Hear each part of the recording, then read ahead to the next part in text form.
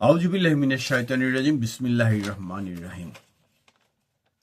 একটি চক্রান্ত চলছে এবং সেই চক্রান্ত হলো ইহুদি চক্রান্ত।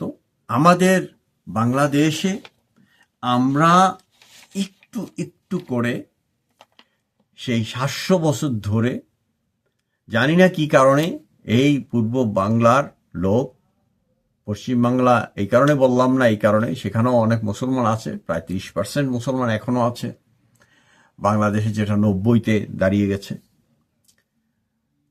আমাদেরকে এই মুসলিম কালচারকে অনেক মুসলমানরা এখন সংখ্যাগরিষ্ঠতার কারণে বুঝতে চান না যে এই ভূমি মুসলমানদেরকে অ্যাকসেপ্ট করেছিল। তারা এখানে যারা ছিল তারা নিজেরা মুসলমান হয়েছে, মুসলমানদেরকে ভালোবেসেছে, অথচ আমরা এখন আমাদের যে ভাইরা এখনো হিন্দু আছেন তাদেরকে শত্রু জ্ঞান করি। মনে রাখতে হবে আমরা এক মা হাওয়ার সন্তান। হোক না সে হিন্দু, হোক না সে বৌদ্ধ, হোক না সে খ্রিস্টান, আমরা আমাদেরকে ভালোবাসবো, আমাদের দেশকে ভালোবাসবো, আমাদের আশেপাশের অন্যান্য ধর্মাবলম্বীদেরকেও ভালোবাসবো। ইহুদি চক্রান্তে পড়ে আমরা আমাদের যে সংস্কৃতি এটাকে ধ্বংস করার চেষ্টায় আছি। আসুন দেখুন যে একটা গভর্নমেন্ট চেঞ্জ হয়ে গেছে, স্বৈরাচারী হয়ে উঠেছিল, একনায়ক হয়ে উঠেছিল, দেশের কল্যাণে কি করলো না করলো সেটা খুবই ক্ষুণ্ণ হয়ে যায়। কারণ যে প্রক্রিয়াতে গত 3টি নির্বাচন হয়ে গেছে তার সমালোচনা করতে হয়। এবং এই যে একগুমির কারণেই ইহুদি চক্রান্তকারীরা বাংলাদেশকে দখল করে আছে। এবং এই যে আমাদের যারা মুসলিম তথাকথিত লিডার, আসলে যারা ক্ষমতা লিপ্সু হলে, মৌলবাদী হয়ে গেলে তখন আর তারা মুসলিম বলতে গেলে থাকেই না। যেমন এদের মধ্যে আপনারা ভোট পাল্টানো লোক, কাজী ইব্রাহিম পাশে আবার মুক্তি লেখে, হ্যাঁ, আমির হামজা, হ্যাঁ, রাফিকুল্লাহ কি মাদানি, এই যে এগুলার এখন ইমান আছে কিনা সন্দেহ। আমি বলতে পারবো না, তাদের মনের ভিতরে আমি যাইতে পারবো না, আমি বলতে পারবো না। তারা ইহুদিবাদের সঙ্গে হাত মিলিয়েছে। তারা এখন টু শব্দও করে না। হাসিনার সময় তো কয়েক করছে, জেল ঠেলও খাটছে, ঠিক আছে। আজকে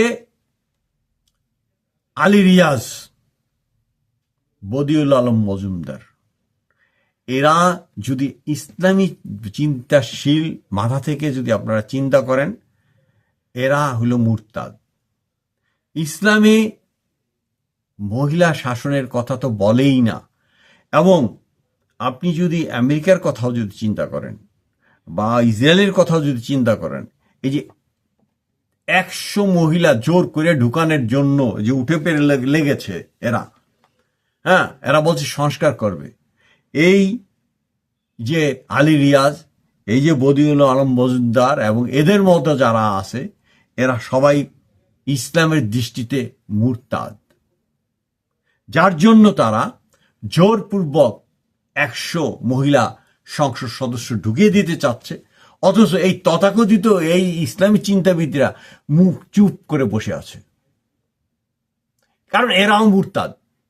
মুরতাদ এই কারণে, যখন যেই সত্য কথাটা বলা দরকার এটা তারা বলছে না। তা আমি এদেরকে নাম তো বলেই দিলাম। তো এই যে ইহুদি এজেন্ডা বাস্তবায়নের জন্য এরা উঠে পড়ে লেগেছে। আমি বলবো বাংলাদেশের সাধারণ জনগণকে সচেতন হতে। আমরা এই ইহুদিবাদীদের, যারা তাদের ম্যানিফেস্টো বাস্তবায়ন করার জন্য এসেছে, ওরা 17 জন, ওরা 17 জন বাংলাদেশের লোক পাইল না সংস্কার করবে। সে যাই হোক, এই দীর্ঘ সময় ধরে তারা ইহুদি এজেন্ডা বাস্তবায়ন করার চেষ্টা করছে। কারণ আমেরিকার প্রেসিডেন্ট ট্রাম্পের কথায় 3 মিলিয়ন, এই 3 মিলিয়নের উপরে তারা কাজ করছে। আসুন সচেতন হই, যেটা সুন্দর, যেটা সংস্কার করার দরকার সেটা করুক।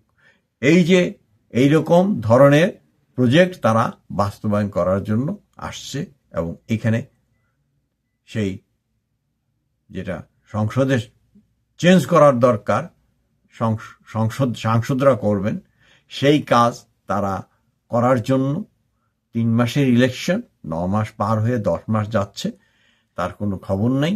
অথচ এইগুলো বাস্তবায়ন করছে ইহুদিদের এজেন্ডা। কাজেই সতর্ক হন। বাংলাদেশের সকল সাধারণ মানুষকে সচেতন হওয়ার আহ্বান জানিয়ে শেষ করছি। বাংলাদেশ মানব জোটের পক্ষ থেকে আমি কাজী মোশাররফ হোসেন। আসসালামু আলাইকুম।